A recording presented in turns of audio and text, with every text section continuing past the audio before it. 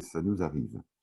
Et donc, depuis 2007, depuis l'introduction du smartphone comme orthèse intellectuelle, alors là, il y a des tas de technos qui sont arrivés. Donc, bien qu'on fasse une veille transverse sur les usages, on se focalise sur les usages, il y a beaucoup d'usages qui sont permis par des nouvelles technos. Il faut comprendre un peu la vitesse à laquelle ces technos vont. Alors, vous connaissez sans doute la loi de Moore en matière informatique, Moore étant le président de l'Intel, qui a 50 ans disait à ses acheteurs, faites des contrats long terme avec mes fournisseurs. Et les acheteurs disaient, t'es bien gentil, mais les caractéristiques, elles changent tous les 3 mois. Et qu'est-ce que tu veux qu'on écrive dans un contrat à long terme? Vous n'avez qu'à dire, la mission doit mouiller, que tous les ans, c'est 2 fois plus performant et c'est 2 fois moins cher.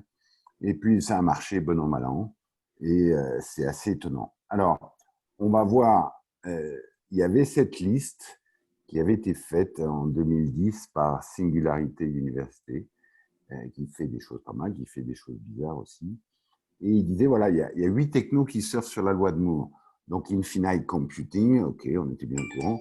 Tout ce qui est sensor, qui est aussi impressionnant. Et puis, il y a eu la robotique, 3D printing, synthétique biologie, digital medicine, nanomatériel, artificial intelligence. Et c'est une loi empirique qui n'a aucun sens. Et on se dit, mais pourquoi ça a pu marcher? Et finalement, la meilleure analyse que j'ai trouvée, c'est de dire, voilà, il faut 2 choses en quelque sorte. Quand vous allez chez Intel et vous voyez comment ils produisent leur chip, il y a des ingénieurs qui font du code, qui va programmer un autre robot et qui lui-même va faire des pièces. Et donc, un petit changement sur une ligne de code peut avoir des gros effets sur le robot qui fait le chip. Donc, ça, c'est le premier élément. Et ensuite, deuxième élément, et c'est pour ça qu'on a ces cycles tous les ans, tous les 2 ans, etc., c'est que tous les chips nouveaux ainsi formés, vous les mettez dans la chaîne, dans les robots, dans les ordinateurs, qui eux-mêmes deviennent plus puissants, et c'est reparti, c'est reparti. Et ensuite, on se dit, mais où est-ce que ça s'applique potentiellement? Et la règle, elle est assez simple, c'est de dire, tout ce qui touche à l'infiniment petit, donc l'atome, l'électron, le spin éventuellement de l'électron, et où il y a un marché de masse. Et là, vous voyez, déjà, il y a tout ça qui répond un peu à ces conditions. Et puis, on a vu apparaître 2 autres technos qui sortent sur la loi de Moore. Le stockage des batteries. Donc, vous vous rappelez de votre batterie en plomb, vous voyez la batterie que vous avez dans votre smartphone, la batterie que vous avez dans votre voiture. Et puis là, ils viennent d'annoncer, par exemple, des cristaux chargés en matériaux nucléaires qui auraient des propriétés de batterie extraordinaires et des technologies batterie, il y en a tout plein, tout plein. Et les panneaux photovoltaïques. Voilà, donc chaque année, tous les 2 ans, voilà, il y a des panneaux qui sont plus performants, plus puissants. Et donc ça nous fait une loi asymptotique qu'on a du mal à anticiper, nous humains, qui sommes très linéaires, et on se fait toujours surprendre par les technos. Alors pour vous montrer, on va au CES tous les ans, et là je vous ai remis, depuis donc 2017, l'introduction du smartphone, et ce qui s'est passé à partir de 2011. 2011, c'est la première année qu'on nous dit, voilà, il y aura 50 milliards d'objets connectés en 2020. À l'époque, c'était complètement dingue. Et finalement, on va dépasser ce 50, on devrait être à 200 milliards. Donc voilà, c'était une accélération folle. En 2012, il y a cette idée des 5 pièces du puzzle qui sont là.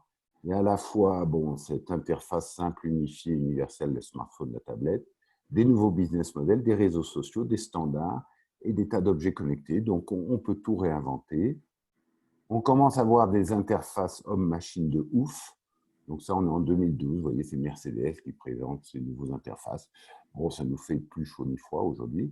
Et puis, je vous rappelle, en 2012, c'est la première fois qu'on sort le mot GAFA. Donc, on n'avait pas mis le M de Microsoft à l'époque. Et GAFA, voilà, Spiegel, qui titre Webcom fundit Zukunft, la guerre du web pour le futur. Et donc, on découvre ces mastodontes. 2013, la bagarre des wallets. Donc, beaucoup d'investissements, Google, eBay, etc. Ça n'a rien produit aux États-Unis, ça a très fortement produit en Chine avec WeChat. Voilà. 2013, c'est la première fois que Affectiva, qui est un spin-off du MIT, présente sur un petit PC sur un coin de table, il dit tiens, regarde cette promotion, cette vidéo de 30 secondes, cette pub, et je lis sans aucun setup tes émotions, Bertrand. Là, tu as souri, là, tu étais plus concentré, etc. Voilà, maintenant, c'est ce que vous avez dans votre voiture qui suit, soi-disant, uniquement si vous endormez, mais il suit toutes vos émotions, vos trucs, ils analysent.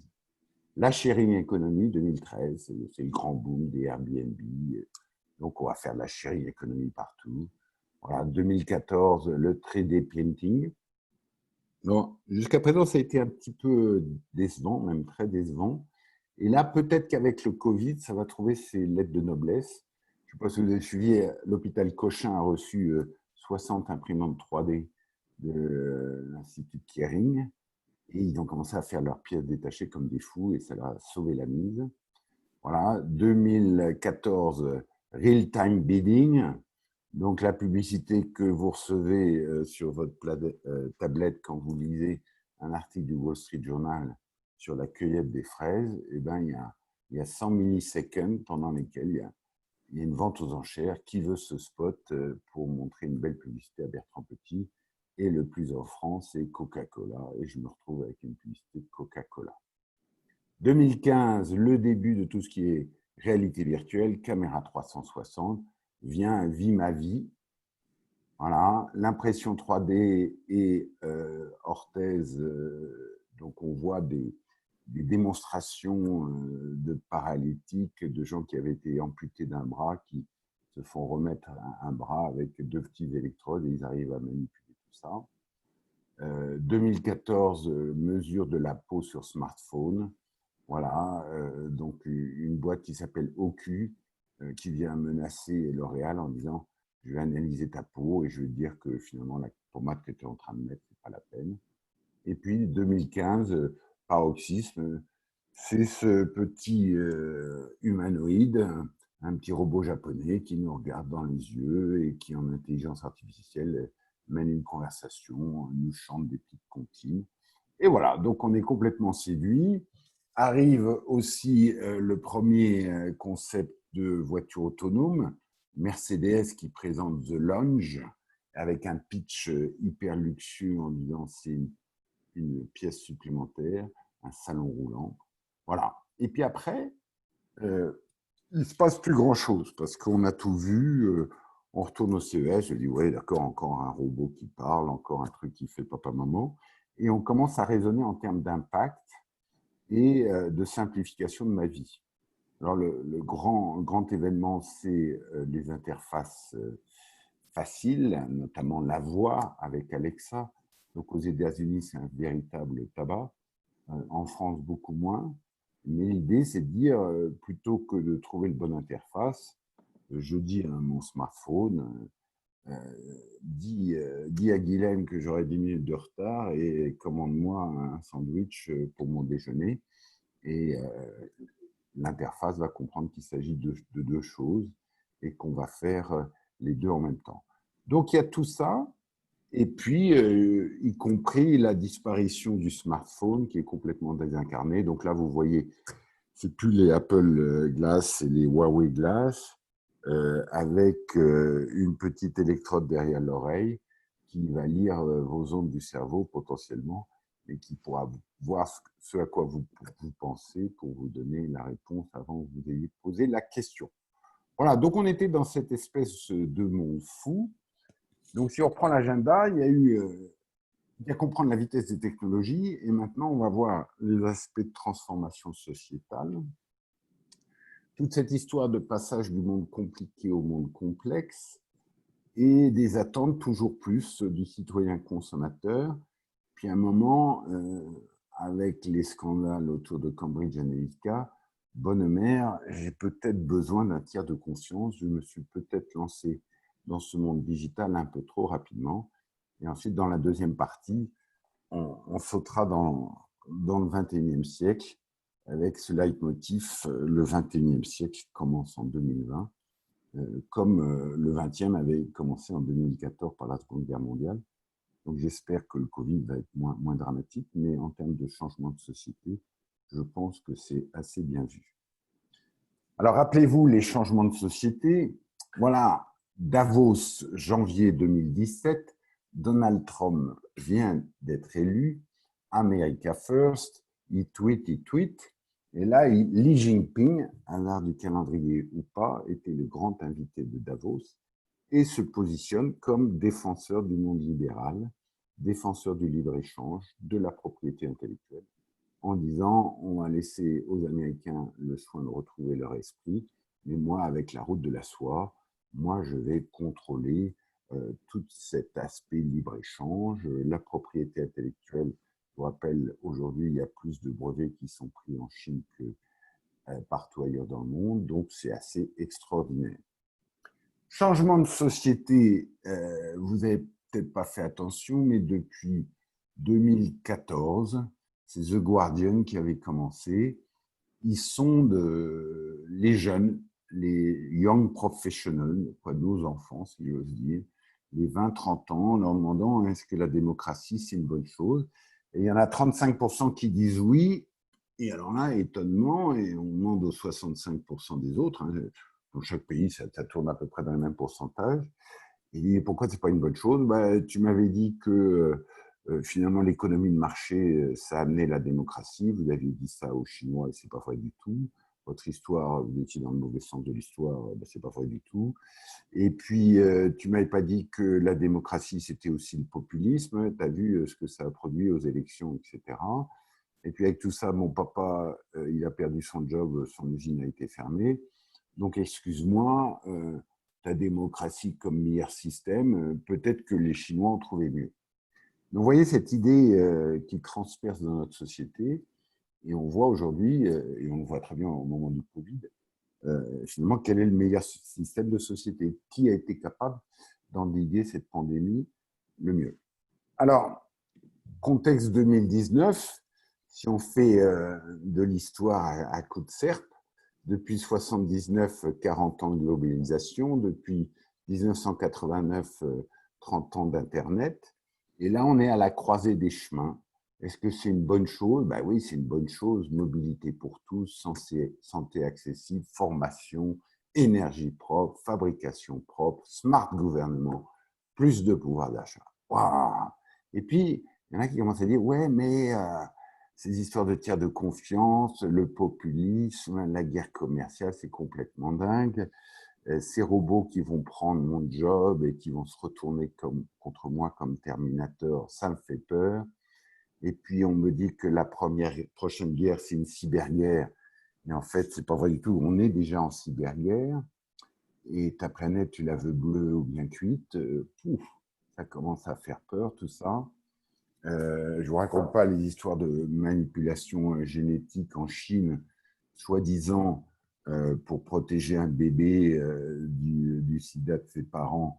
Il y a un chercheur qui a modifié l'ADN, et puis 15 jours plus tard, il y a le MIT qui dit, je vous rappelle que la partie de l'ADN qu'ils ont modifié, c'est celui aussi qui donne la mémoire, et tous les Chinois seraient prêts à acheter une modification de l'ADN pour leur bébé pour qu'ils aient plus de mémoire, donc sous couvert de dire on fait ça pour le médical, est-ce que c'est vraiment le cas? L'histoire du social credit en Chine avec Sésame, qui est en place depuis maintenant 3-4 ans et qui a été mis en place pour les entreprises à partir de janvier 2020. Donc tout ça, ça fait peur. Et puis il y a le Covid qui arrive. Waouh, c'est quoi ce monde? Donc sur la motivation, qui est quand même votre problème central, comment avoir des équipes motivées post-Covid. Donc, il y a eu les 30 glorieuses, on ne s'est pas trop posé de questions, nos parents ont reconstruit la France. Et puis, on a ce qu'on appelle ça les transformateuses, ISO 9000, etc. Pas d'initiative, les gars, il faut un produit constant. Donc, s'il vous plaît, suivez les process à la lettre qui amènent le creux de la motivation. Vous avez vu toutes les études Gallup, où il y a grosso modo 15-20% des gens motivés et 15-20% des gens super démotivés. Donc tout ça, ça se bagarre. Et puis, il y a le ventre mou avec 60% des employés, 60-70. Voilà. Et donc, la génération Y arrive et dit, mais c'est quoi le sens dans tout ça? Qu'est-ce qui m'arrive? Qu'est-ce que c'est que ce sens? Et puis là, avec le Covid, stop, on réfléchit tous, on repense cette question du sens. Donc, le XXe siècle, on disait, mais tu sais, tout ça, c'est pas si mauvais parce que avant le XXe siècle, c'était un monde compliqué. C'est le monde de l'ingénieur, des lois linéaires. Les mêmes causes produisent les mêmes effets. Une boîte de vitesse, c'est très compliqué, mais quand vous mettez la première, pouf, la bagnole, elle part en avant. Et on arrive au XXe siècle, on dit non, c'est plus des lois linéaires, c'est des lois exponentielles, comme la loi de Moore, avec beaucoup d'interférences entre toutes ces lois.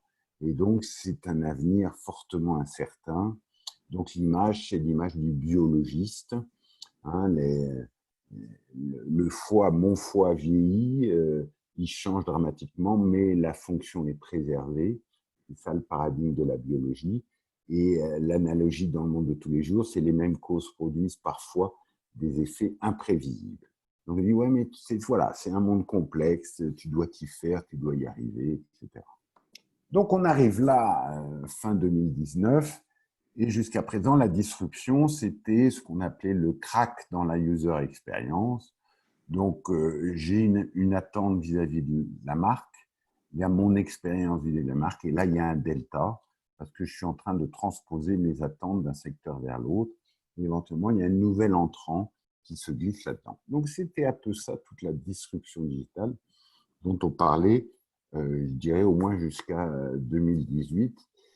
Et puis 2019, là, il y a une première pause, on prend un peu son souffle en disant « Ouh là là, dans ce monde complexe, j'ai besoin d'un tiers de confiance. Et finalement, est-ce que je peux faire confiance aux GAFAM qui me siphonnent toutes mes données?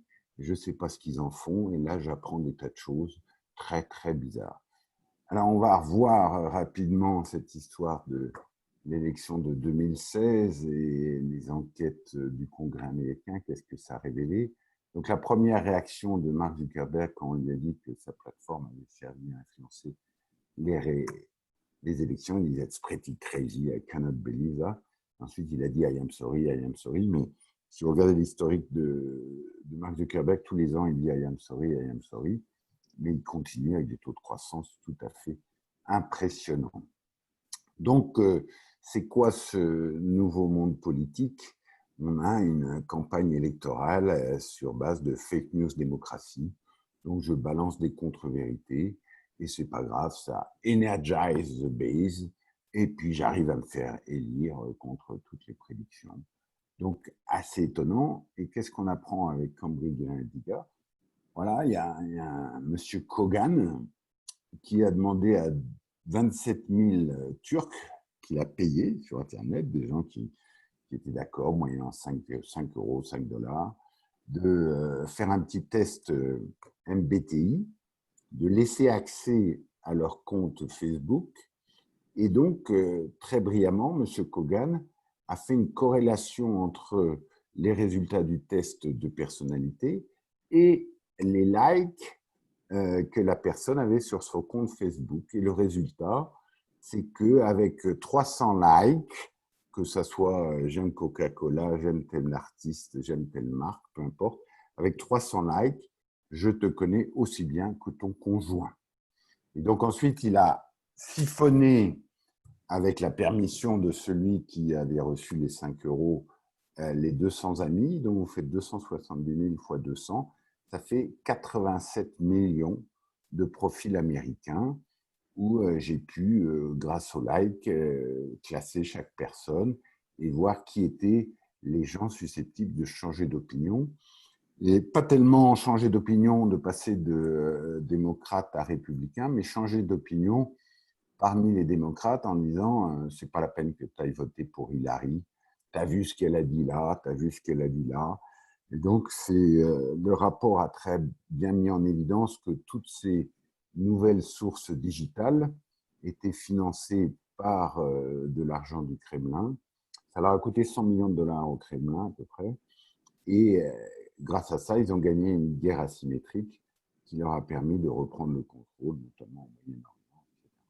Donc, impressionnant, troll farm as a service, comment j'arrive à manipuler toute une élection.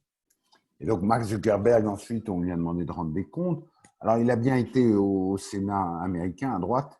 Il n'est pas venu en Europe, parce que le Brexit a quand même été bien influencé par Facebook.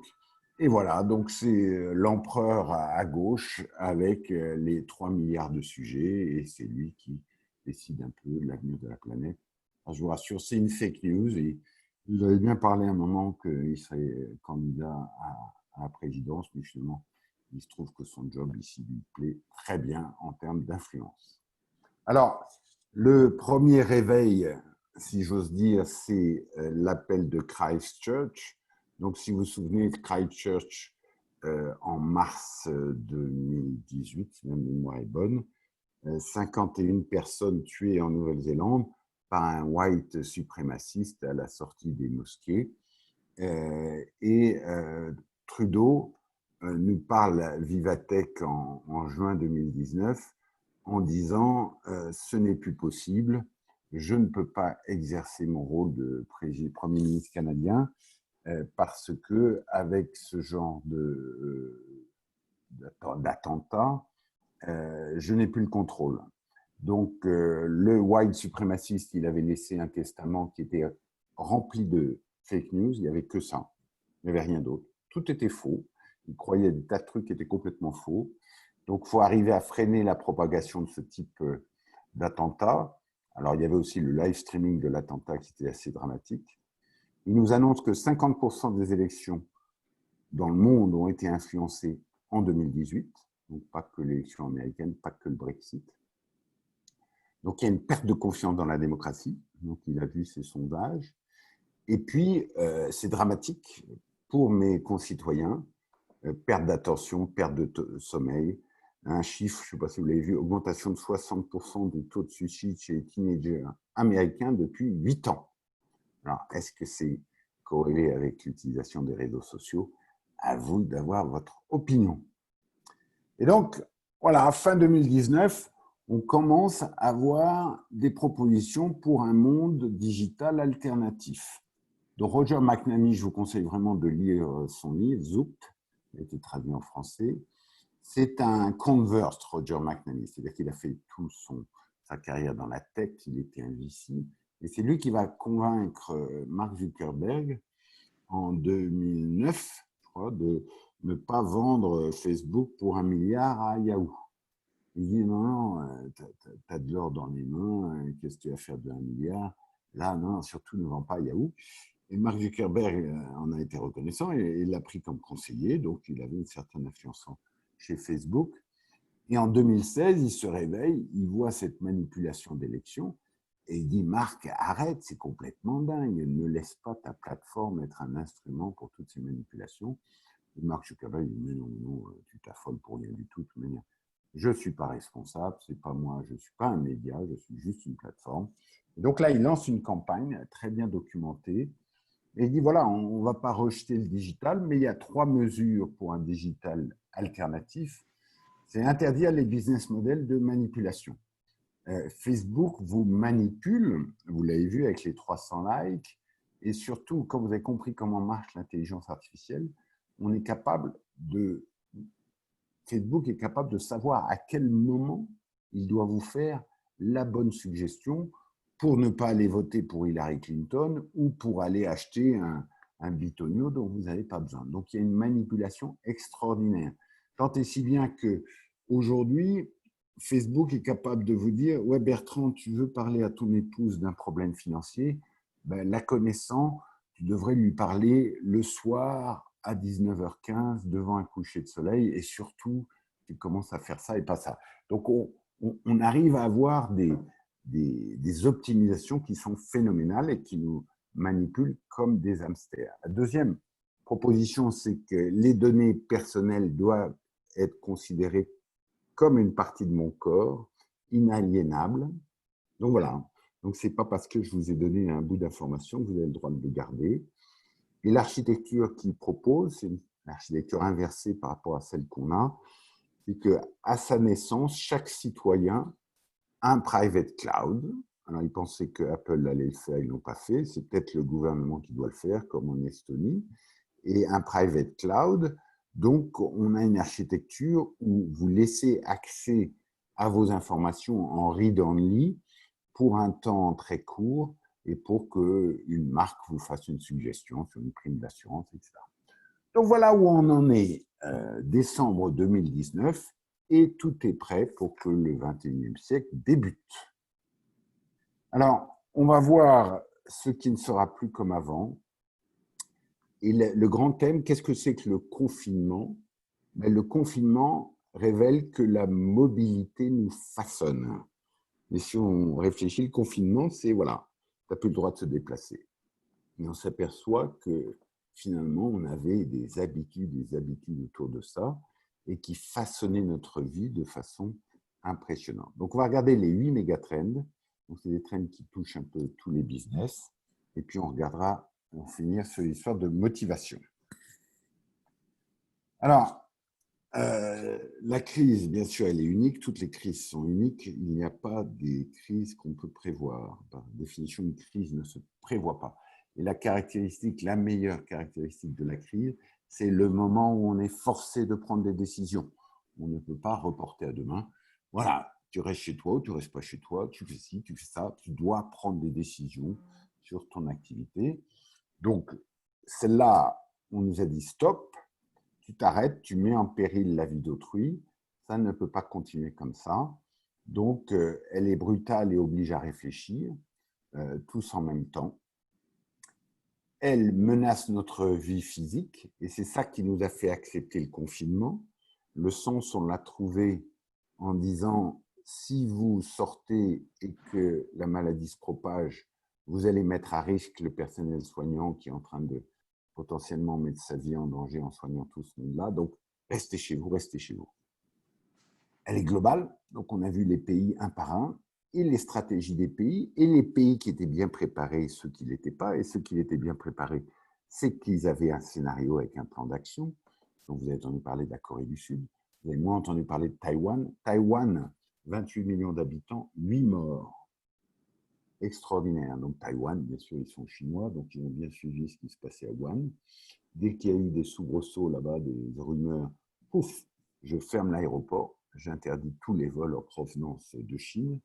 Et nous, on a fait ça bien après le début du mois de mars. Voilà, donc on n'a pas joué l'espace de Schengen, on n'a rien fait, on s'est laissé complètement contaminer. Et nous plonge tous dans un monde de survie solidaire. Et ça, c'est très positif, étant donné les enjeux qu'on a à traiter. C'est qu'on a applaudi les infirmières, les éboueurs, le soir à 20h sur les balcons. On aurait pu aussi applaudir l'éducation nationale ou des tas de gens qui se sont démenés pour continuer à nous servir. Alors, finalement, la question maintenant, c'est où est ce monde complexe que tu m'as décrit? Mais moi, l'homo sapiens, je dis, écoutez, on arrête l'excuse du complexe. OK, donc tu nous expliques que tu n'arrives même pas, toi, le gouvernement français, à commander des masques. Qu'est-ce que c'est que cette histoire? J'aimerais bien quand même avoir un monde qui fonctionne. Et la réponse, et vous voyez certains économistes, notamment notre prix Nobel de Toulouse, qui dit oui, mais pourquoi on fait un procès du monde libéral en même temps que la pandémie? Il y a toujours eu des pandémies. Puis de toute façon, ce monde complètement globalisé, t'en profitais vachement bien sur ton pouvoir d'achat. Donc c'est ça la grande question. Est-ce qu'on démarre comme en 14 et puis on reprend notre pouvoir d'achat et puis on continue à avoir ce monde très global, très dépendant et assez vulnérable, ou au contraire, on tourne la page et on passe à un autre siècle? Donc c'est ça la grosse question qu'il faut essayer de comprendre. Alors, pour comprendre, nous on aime bien raisonner en termes d'impact, donc on regarde nos 12 besoins vitaux. Et vous voyez, c'est assez robuste. Donc il y a garder la santé, respirer, dormir sur un toit, se déplacer, besoin d'estime, méditation, se nourrir, se distraire, apprendre, le lien social, se vêtir, découvrir le monde. Voilà, donc il y en a 12, c'est bien robuste, et on regarde finalement comment ce confinement a eu un impact sur ces 12 besoins vitaux. Et une bonne façon de regarder, c'est de regarder par le panier de la ménagère. Et donc, vous regardez le PNB européen, donc on a pris la source Europe 28, 2017, puis on a ajusté un peu sur les trucs gouvernementaux, puis on arrive, on regarde les grands ordres de grandeur. Donc, dans le budget des ménages, vous voyez, se loger, c'est premier poste, 22%. Et là, pendant le confinement, bah, c'est sûr, on a tous apprécié notre logement, je dirais, parfois au-delà du souhaitable. Et post-confinement, tout de suite, paf, conséquence, explosion des demandes de visite de maison, plus 50%, parce que vous imaginez facilement, des gens qui sont restés confinés dans 70 mètres carrés avec 2 enfants, 3 enfants, ils se sont dit plus jamais ça. Hein. Donc, on nous avait vendu la ville comme le truc merveilleux, mais plus jamais ça. Se déplacer, donc confinement, tu te déplaces plus, donc 0, 0, 0. Et à la fin du mois, quand le ménage regarde son budget, il dit bah, tiens, t'as vu, on a fait quand même des sacrées économies. Se nourrir, même chose, 15% du budget des ménages. Confinement, on a continué à manger, mais on a fait les gâteaux, on a fait les pains. Et d'ailleurs, on n'a pu trouver de farine parce que la farine n'était pas conditionnée par 1 kilo, donc il fallait que la supply chain se change. Et puis, on s'aperçoit que c'est beaucoup plus sain et qu'on fait aussi des grosses économies. Pourquoi pas 50%. Vous allez voir que les ordres de grandeur, c'est à peu près ça. Garder la santé, 12,6% de nos dépenses, donc 4,6% par nous-mêmes, 8% par le gouvernement. Et là, on voit une adoption massive de la télémédecine. Et ça, c'est très, très intéressant. Parce qu'avant, si vous vous rappelez, surtout en France, tous les outils de télémédecine, c'était vu d'un œil dubitatif par le personnel de santé en disant qu'est-ce que c'est que cette intelligence artificielle qui va prendre mon job, c'est pas bon, ça marche pas. Et là, ils ont vu le bon côté en disant mais tiens, c'est vachement bien, ça désencombre les urgences, ça fait du pré-diagnostic, je peux même faire de la téléconsultation sans avoir le risque d'être contaminé, c'est vachement bien. Donc, nous en Europe qui sommes à 12,6%, peut-être que grâce à ça, on va adopter plus massivement toutes ces histoires de médecine à distance, bien-être, et on ne va pas monter comme les Américains à 16% du PNB, etc. Découvrir le monde, c'est 10% du PNB mondial, donc c'est le voyage au long cours, et là, arrêt total. Imaginez-vous travailler dans l'aéronautique, les oracles fin 2019 dans toutes les conférences, c'est que ça boom de ça boom. Et d'ailleurs, en 2030, le nombre de vols va être multiplié par 2. Carnet de commande de Boeing Airbus, 10 ans. Et du jour au lendemain, on arrête tout, on remet tout en cause et c'est pas prêt de recommencer comme en 2019. Se former, même chose, adoption massive. Et là, coup de chapeau à l'éducation nationale. Sans aucune préparation, ils se sont mis à faire de la formation à distance. Se vêtir, moins de shopping, donc voilà, 6%. Et in fine, vous dites, mon budget en période contaminée, moins 14% sur les transports, moins 8% sur la nourriture, moins 10% sur découvrir le monde, moins 3% sur se vêtir, ça fait moins 35%. Donc pour les gens confinés, moins 35%. On dit qu'il y avait 2/3 des gens confinés, voilà, ça fait moins 20%. On nous annonce moins 20% sur avril, donc on retrouve ça. Et à moyen terme, qu'est-ce qui reste? Eh bien, éventuellement, il reste la moitié de tout ça parce qu'on a changé nos habitudes. Et d'ailleurs, The Economist, il y a 2 semaines, titrait The 90% Economy en disant, voilà, il y a 10% qui a disparu. Alors, on va voir maintenant ces méga trends, maintenant qu'on a revu un peu l'impact au niveau budget. Détox, c'est le gros méga trend.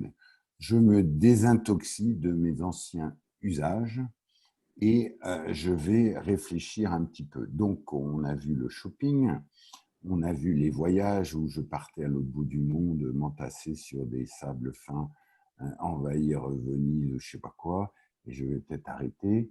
Alors, c'est bien aussi parce que les 2 heures de transport, ben, finalement, je les ai mises à profit pour suivre un peu le travail des enfants, contraints et forcés.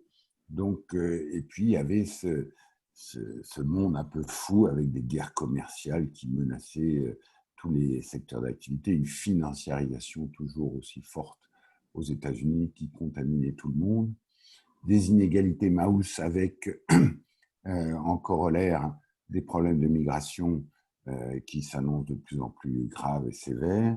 Voilà, les robots qui viennent prendre mon job, les Nations Unies qui disent qu'il y a 17 objectifs de développement durable, il faut travailler là-dessus. La réflexion écolo qui commence à être vachement forte, c'est la décennie de la dernière chance. Donc bref, on est dans l'écologie intégrale, y compris l'Église catholique avec son pape qui publie ce bouquin qui a eu beaucoup de retentissement en dehors de l'Église, Laudato Si, tout est lié, depuis les aspects culturels, depuis la production, etc. Tout est lié. Puis il y a un chiffre du Crédoc qui est très intéressant, c'est 88% des Français avant la crise pensaient que pour résoudre les problèmes de développement durable, c'était à eux de jouer, et ce pourcentage est passé à 91% au mois d'avril. Donc vous voyez, les gens commencent à comprendre que ça va être à eux de jouer. Et puis là, on leur a dit, bah, tu as 2 mois pour réfléchir, stop. Voilà, on va te désintoxiquer. Alors la ville, désintoxiquer de la ville, et là, un élément assez dramatique, c'est gouverneur Cuomo qui disait à ses habitants de New York pour les rassurer, rassurez-vous, la ville est le meilleur système de santé de la planète et New York, c'est la ville par excellence. Donc, restez calme, rassurez-vous. Et puis, un mois plus tard, patatras, il était à 300, 500 morts par jour. Donc, la ville, pas aussi efficace que ça. Donc, ça, c'est vraiment le premier méga trend, c'est cet aspect détox de mes anciennes habitudes. Deuxième trend, vous l'avez vu, hein, c'est tout l'aspect résilience. Donc, bien sûr, au niveau de la supply chain, il faut que Renault retrouve toutes les petites pièces qui lui manquent pour arriver à faire des voitures, mais surtout au niveau des partenariats. Et quand on voit le gouvernement français qui dit si j'ai commandé des masques, mais à l'autre bout, le partenaire chinois, il avait une autre conception du partenariat, surtout en temps de crise. Donc voilà, donc pas voir uniquement la résilience sur la supply chain. Et puis ensuite, vous êtes un tier one de l'industrie automobile. Donc en France, les chiffres aujourd'hui, c'est moins 90%. Donc vous dites, et moi, qu'est-ce que je fais demain? Et donc, je suis un tier one, donc je me caractérise comme un fournisseur à l'industrie automobile. L'industrie automobile, elle ne sait pas où elle va. Ça s'est complètement arrêté avec le Covid. Et donc, moi, est-ce que je meurs faute de marché ou je me refais une raison d'être et je redéfinis finalement ce que je veux être et pourquoi pas être l'industrie le plus sophistiquée en France qui est capable de réindustrialiser la France en allant voir toutes les boîtes qui sont devenues fablesses ou qui ont externalisé ça en Autriche, au Maroc ou en Turquie et leur dire, ben les gars, vous savez, si on veut recréer de l'emploi en France, si on veut recréer des choses modernes, je peux vous aider parce que je maîtrise toutes ces technologies, je maîtrise toute l'histoire de maquette numérique et je peux y aller. Donc voilà, donc ça pose ces questions-là. Le troisième méga-trend, c'est que malheureusement, il ne faut pas être devin, mais on va aller de crise en crise, parce qu'elle a été suffisamment énorme, celle-là, et il va y avoir d'autres crises. Alors, j'espère pas des pandémies, mais des crises d'autres natures, de migration, des crises de dette, des crises de je ne sais pas quoi. Et là, il faut absolument que les dirigeants comprennent qu'une crise, donc, ça ne se prévoit pas, ça s'anticipe par les scénarios. Donc, il faut avoir des scénarios contrastés et surtout, sur chaque scénario, avoir un plan d'action comme les Coréens, comme les Taïwanais, en disant si ça arrive, le jour 1, je fais ça, 2, 3. Donc, menace, opportunité, j'y vais. Et je suis mes scénarios dans le temps pour finalement m'aider à déclencher les plans d'action que j'ai mis en place. Donc, le grand changement numéro 4, c'est les dictats liberticides. C'est-à-dire que voilà, on nous a dit du jour au lendemain confiné. On croyait que c'était lié uniquement aux suspects comme Carlos Ghosn, mais non, on y a tous droit. Et puis le deuxième diktat liberticide pour post-confinement, c'était le Stop Covid, le Contact Tracker. Et là, débat très difficile en France. On dit non, non, ça c'est beaucoup trop liberticide. Et finalement, c'est assez étonnant parce qu'on devrait être capable de dire non, vous en avez 2 mesures liberticides, il faut savoir laquelle on peut choisir. Et finalement, Si tu acceptes de te faire contact traqué pour que je remonte à tous tes contacts, moi, je te laisse sortir de chez toi ou sinon, je ne te laisse pas sortir de chez toi. Donc, c'est un débat qu'on a du mal à avoir. Et ce train des dictats liberticides, il peut aller loin jusqu'à Bertrand, tu as une diesel, tu mets ma vie en danger, je t'interdis de rouler en diesel, etc. Et puis, il y a les 4 méga-trains de travail. Télétravail et cyber pour tous. Donc, tout le monde a été poussé au télétravail, au moins un tiers de la population a pu en faire, et avec un degré de préparation de 0% dans certaines entreprises, certaines administrations, à 100% dans d'autres entreprises qui avaient déjà l'habitude.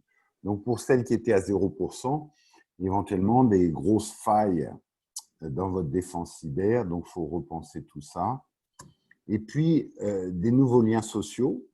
Donc, il s'en est créé. Il y a eu des channels YouTube créés par les employés pour les employés.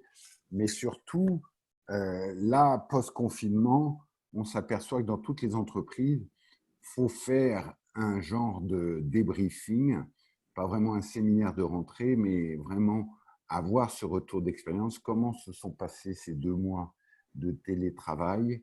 Est-ce que tu as eu le support nécessaire? Est-ce que tu t'es senti seul et perdu? Et oui, on a fait les réunions en digital, mais la réunion, elle a produit son budget ou son AG, mais est-ce que ça correspondait à ce qu'offrait avant une vraie réunion dans le monde physique? Et ça, c'est vachement important de débriefer ça. Donc, il y a eu aussi, avec la distance décidée par les valeurs, c'est sûr qu'il a fallu prendre des décisions. Et les entreprises comme Decathlon, qui, par exemple, ont depuis pas mal d'années une mission très claire, qui est rendre le sport accessible aux masses, et 2 valeurs, et uniquement 2, dynamisme et responsabilité. On les voit en Chine quand on pouvait y aller chaque année. Ils disaient, voilà, je gère tous mes fournisseurs avec ça. J'ai dit, t'aimes bien ma mission? Ouais, ouais. T'aimes bien mes 2 valeurs? Ouais, ouais. Et donc, pas besoin de mettre un contrôle qualité chez toi. Je te fais confiance, tu es responsable, mais on va mettre une ambassade pour faire du product development. Et on va finir maintenant sur les nouvelles motivations. Alors, je vous rappelle que la science de la motivation, ça devrait être parfaitement connu par tous. Ça n'est pas encore parfaitement, donc je vous le rappelle. Donc, il y a 4 prérequis.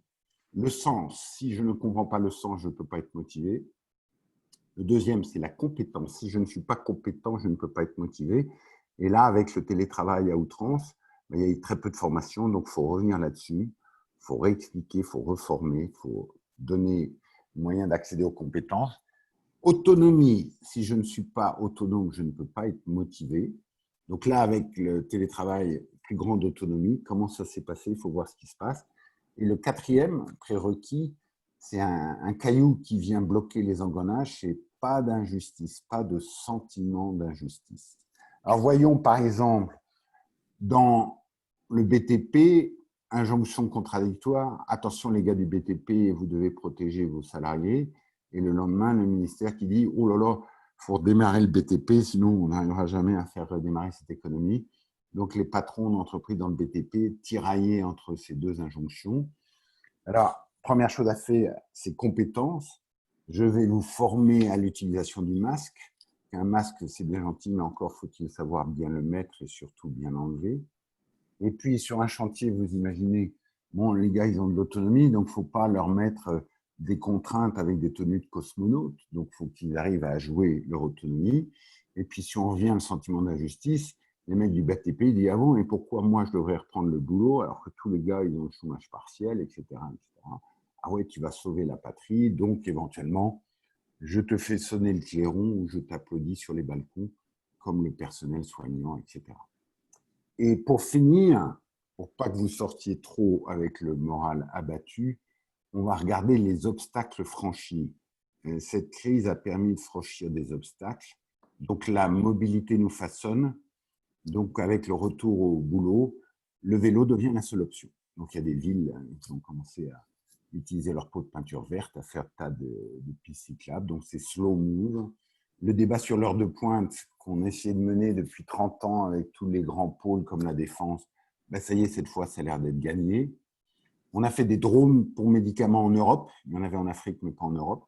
Bon, des camions électriques pour Amazon. Plus de vols de 6 heures pour un rendez-vous à New York. Les dirigeants ont compris que c'était complètement dingue, que Zoom, ça marchait bien. Et plus de vols courts en Europe. Pour Air France, le gouvernement a dit non, je ne te donne pas de subvention si tu continues à faire ça. Et là, étonnant, je ne sais pas si vous avez suivi ce chiffre, en plein confinement mondial où il y avait 4 milliards de personnes confinées, le calcul a montré qu'il y a 17% de CO2 en moins. Alors, c'est bien, mais ce n'est pas beaucoup. On pouvait espérer plus. Et là, des bonnes analyses qui commencent à montrer que ça ouvre les jeux aux gens en disant, ce n'est pas par des petites mesurettes qu'on va arriver à faire ça. Et là, on n'était pas dans la mesurette avec le confinement, mais il faut vraiment tourner la page des industries fossiles. Et il y a l'hydrogène qui est là. Donc, il y a une île au nord de l'Écosse qui a beaucoup d'éolien. Il n'y avait plus de demande pour l'électricité. Mais ils ont fait éolien, électrolyse, hydrogène. Et ils ont stocké comme ça l'électricité sous forme d'hydrogène. Donc, voilà, on peut espérer qu'un jour, ça va aider. Ça va faire un déclic. Télétravail pour tous. Le PDG l'a fait, donc tout le monde l'a fait. Donc, je mets tout le monde au télétravail. Et je vais peut-être trop vite. Et Facebook, lisez cette interview là, il y a une semaine dans The Verge. Mark Zuckerberg dit, voilà, à partir de demain matin, tous les job offerings de Facebook à travers le monde, ils sont délocalisés. Donc, vous pouvez être au Bangladesh, en Pakistan, et si votre qualification est bonne, je vous embauche pour le job, vous restez là où vous êtes et vous faites tout en télétravail. Et il anticipe 50% des employés Facebook en remote 2025-2030. Donc, imaginez l'impact sur le marché de l'emploi au niveau mondial. Donc voilà, le 21e siècle commence. Donc des cuisines saines, du potager, des oiseaux, des circuits courts, slow food, merveilleux, des nouvelles interactions sociales, intergénérationnelles. Malheureusement, les apéros digitaux, il y avait un bon côté, mais l'alcool, il n'était pas digital, donc on a pris 2,7 kilos en moyenne. Donc, il faudra faire de l'exercice. Tous les professeurs sont passés au digital, extraordinaire. L'éducation nationale, le mammouth, comme on dit, ben finalement, il n'y a que 5% des profs qui se sont portés pâles. Les facs, les écoles qui préparent la rentrée septembre 2020, plus de cours magistraux en amphi. La télémédecine, extraordinaire. Et puis le digital no mobilité, voilà, le nouveau monde qui arrive, ne te déplace pas. Donc, les maquettes d'architectes, le digital twin. Donc, les industries qui allaient doucement se disent, bon, on va peut-être y aller plus vite. Second Life qui retrouve un boom pas possible. Des voyages en réalité virtuelle, le e-sport qui boom et le slow dating pour finir avec Mythique qui s'aperçoit qu'il n'y avait plus de rencontres possibles. Donc, on prenait le temps de discuter. Donc, si on veut être positif, si avec le Covid, on arrive à résoudre ce problème global en permettant au vaccin qu'il soit accessible à tous, etc., ce n'est pas encore tout à fait gagné, mais peut-être que ça nous prépare pour résoudre le gros problème du réchauffement climatique. Merci. Merci Bertrand pour cet exposé passionnant, beaucoup d'informations. Ce que je vous propose, dans les 10-15 minutes qui restent, pour ceux qui le souhaitent, c'est d'ouvrir leur micro pour pouvoir poser une question que vous souhaitez, sur laquelle vous souhaiteriez une réponse, un avis, une image, une opinion de Bertrand. Pour qu'on puisse effectivement, par contre, rester dans le timing, je vous demande juste d'avoir une question synthétique pour qu'effectivement, il y ait plusieurs questions de possibles et que Bertrand puisse effectivement partager son expérience. Qui souhaite débuter ?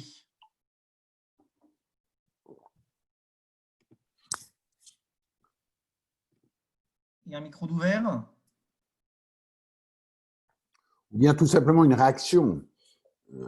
D'accord, pas d'accord, vous avez loupé ça, ça c'est pas crédible, ça c'est des mots valises et des chimères. Christophe Bouetchev. Oui, Christophe. Peut-être une question au risque de paraître rétrograde. Moi, je suis assez, et je vais essayer d'être bref. Je suis assez admiratif de ce que projette Facebook là, dans le cadre des futurs emplois, etc., etc. Mais ce qu'on a pu constater quand même dans le télétravail, c'est qu'on a augmenté significativement la productivité de tout le monde. C'était génial. Par contre, je m'interroge sur le risque de perdre le sentiment d'appartenance et de la fierté de faire partie d'un projet commun et de le dépasser. Et vous avez tendance, ou en tout cas vous dites, Bertrand, que le télétravail va être une espèce de norme, de ce que j'ai compris, en tout cas une possibilité. Et je m'interrogeais par rapport à ce collectif à réinventer au minimum, et qui pour l'instant, en tout cas dans mon esprit, passe par des échanges qui sont des échanges physiques. Je voulais avoir votre réaction par rapport à ça. Tout à fait. Donc, c'est exactement, c'est bien posé le débat, les deux faces de la médaille. OK. Donc, ce qu'il y a d'étonnant, donc j'ai parlé de Facebook parce que ça vient de sortir, mais vous avez suivi PSA, vous avez suivi tous les groupes qui se jettent là-dedans, et peut-être de façon beaucoup trop rapide. Et puis, il y a un autre truc qui est très difficile à discerner, c'est oui, on va perdre de l'affecto-sociétatis, comme on dit, c'est-à-dire l'adhésion à mon projet d'entreprise, etc. Mais est-ce que je raisonne avec mon schéma, moi, homme de 63 ans, ou moi, je sais pas, 50 ans, etc. Et est-ce que les jeunes, finalement, n'ont pas d'autres schémas? Et pour nous, il faut savoir qu'on est complètement façonné par notre expérience. Donc, pour nous, le travail, je vais au bureau et puis c'est ça. Hein. Mais quand vous voyez Mark Zuckerberg, donc, qui représente bien sa génération, à l'extrême, je suis d'accord, hein, qui était un fervent défenseur avant le Covid en disant non, non, moi, mes petits jeunes, parce qu'il embauche énormément de sorties de collège, hein, bac plus 2, bac plus 4. Et il dit non, non, vous venez dans mon siège en Silicon Valley qui ressemble à Disney World pour que vous compreniez ce que c'est qu'une grosse boîte. Et il le maintient ça dans son discours, il dit non, on va le faire. Mais pour tous les autres, on a vu qu'ils étaient plus productifs chez eux, etc. Et il a vachement bien étudié le truc, il dit, et j'ai interrogé ceux qui faisaient du télétravail avant et qui m'ont dit, mais chef, tu dis que le télétravail, là, au Covid, c'est plus productif qu'avant. Moi, je te dis que c'est complètement dégradé parce que j'ai mes enfants dans les pattes et j'ai la psychose du Covid.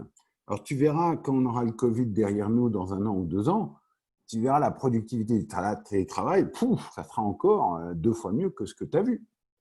Donc ça, c'est assez étonnant. Mais c'est vrai que ça va à une vitesse folle.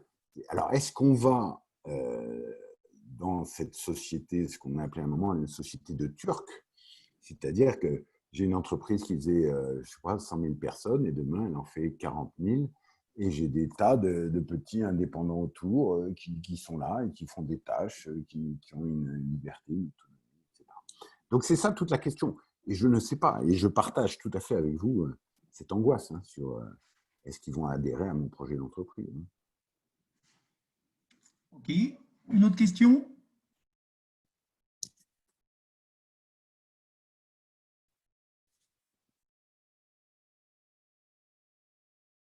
Alors, moi, pendant que éventuellement quelqu'un puisse en préparer une, moi maintenant j'ai une question. On a des dirigeants là qui sont à l'écoute.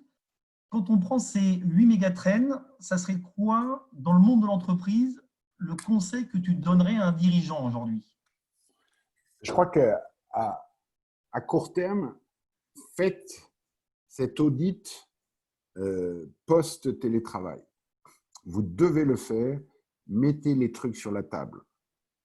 Et dites, il y a des gens qui sont à la limite du burn-out, qui n'ont pas été reconnus.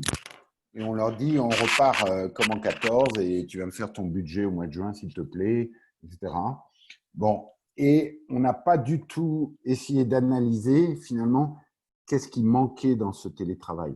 Oui, j'ai fait la réunion budget, j'ai sorti mes chiffres, mais toi, tu n'en as pas retiré ce que tu retirais d'une réunion budget. C'est qu'est-ce qui manque? Et là, il commence à avoir des bonnes littératures. Il y a des boîtes, alors toujours très jeunes, très digitales, qui expliquent comment eux, ils ont fait. Alors, comment on transpose ça, ce qui a marché pour une population de 20-30 ans, à une population plus moyenne, plus normale, si j'ose dire. Voilà. Mais il faut vraiment se poser la question. Jusqu'à, y compris, aller jusqu'à sa raison d'être. Hein, quand vous êtes un tier one de l'industrie automobile et que votre marché a baissé de 90% et que vous n'avez aucune visibilité, qu'est-ce que vous faites? Vous restez les 2 pieds dans le même sabot en disant non, tier one de l'industrie automobile, je vais rester jusqu'à jamais. Donc, vous voyez, donc ça peut commencer uniquement en disant des modes de fonctionnement, Ça n'a pas marché au niveau technique, au niveau délégation, au niveau managérial, au niveau subsidiarité, jusqu'à aller raison d'être. Et c'est quoi notre raison d'être? Et by the way, c'est quoi nos valeurs? Parce que là, les valeurs qu'on a mises sur le papier, c'est pas tout à fait ça. Donc ça, c'est le premier truc. Et le deuxième truc, c'est anticiper les crises à venir par scénario. C'est fondamental. D'accord? Et là, il y a un truc très simple. Ne tombez pas dans le piège de croire qu'il faut trouver le bon scénario et un débat d'experts dit non, non, mon scénario c'est le bon, non, ton scénario c'est pas le bon. Vous prenez des scénarios très contrastés, vous en prenez 5, 6, et maintenant vous dites si ça arrive, c'est quoi mon plan d'action? Menace, opportunité. OK? Et là, vous avez vos fiches sur du papier et quand le scénario arrive, vous dites allez, on fait ça, on fait ça, on fait ça, on appelle ici, etc. Et ça, c'est fondamental. Et ensuite, ce qu'il faut faire, c'est les scénarios, plutôt que les ressortir du tiroir une fois par an, vous les mettez à jour tous les mois en disant c'est quoi la probabilité de celui-là? Ah mais non, tu as vu Mark Zuckerberg a dit ça, tu as vu tel fournisseur qu'on croyait indispensable, il n'est pas du tout indispensable, tu as vu, tu as vu, tu as vu. Et ça vous permet de faire vivre vos scénarios et de mettre à jour en quelque sorte la probabilité de chacun pour dire bon bah maintenant j'y vais, je déclenche, je lance tel plan d'action stratégique, tel plan d'action M&A, tel plan d'action. Donc ça c'est fondamental, c'est vraiment les scénarios et puis repenser votre mode de fonctionnement, votre raison d'être. C'est une crise majeure. Ne croyez pas un seul instant que fin 2020, on est reparti comme en 14. Je ne crois absolument pas. Parfait. Pour respecter le timing, puisqu'effectivement, c'est aussi une des règles de nos visioconférences, je vous propose d'arrêter là. Merci Bertrand pour ces éclairages très concrets, très pragmatiques. Merci aussi pour la passion avec laquelle tu défends tes points de vue et tes partis pris. Nous espérons bien sûr que ça vous permet d'alimenter vos réflexions, toujours dans l'esprit de se challenger. Bon après-midi à tous, bon week-end et à très bientôt pour une prochaine visioconférence qui aura lieu le 26 juin. Je vous en dirai quelques mots dans quelques jours. Bon après-midi à tous. Merci. Bertrand, on reste